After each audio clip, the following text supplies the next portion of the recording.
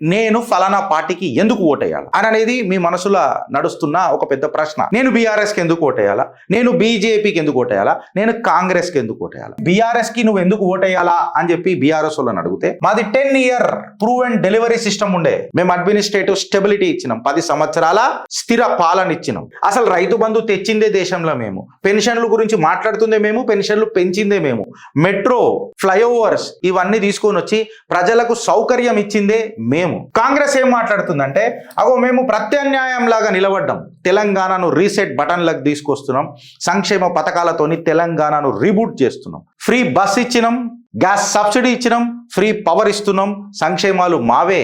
భారతీయ Janata Party national model governance అని చెప్పి మాట్లాడుతుంది, మోడీ సర్కార్ అని చెప్పి మాట్లాడుతుంది. నేషనల్ డెవలప్మెంట్ అలైన్మెంట్ అని అంటారు, యాంటీ కరప్షన్ గురించి మాట్లాడతారు, అవినీతి ఇంకా క్లీన్ మోడీ ఇమేజ్ గురించి మాట్లాడతారు, సెంట్రల్ బ్యాకింగ్ ఇన్ఫ్రా ఇన్వెస్ట్మెంట్స్ అంటారు, డబుల్ ఇంజన్ సర్కార్ అని చెప్పి మాట్లాడతారు, మిడిల్ క్లాస్ యూత్ కి మోదీ ఆదర్శం అని చెప్పి చెప్తారు. ఇన్ఫాక్ట్ చెప్పాలనంటే క్యాడర్ బేస్డ్ పార్టీ అని చెప్పి మాట్లాడతారు. ఆర్గనైజేషనల్ ఫేజ్ గా మేము ముందర పోతాము అని చెప్పి భారతీయ జనతా పార్టీ మాట్లాడతారు.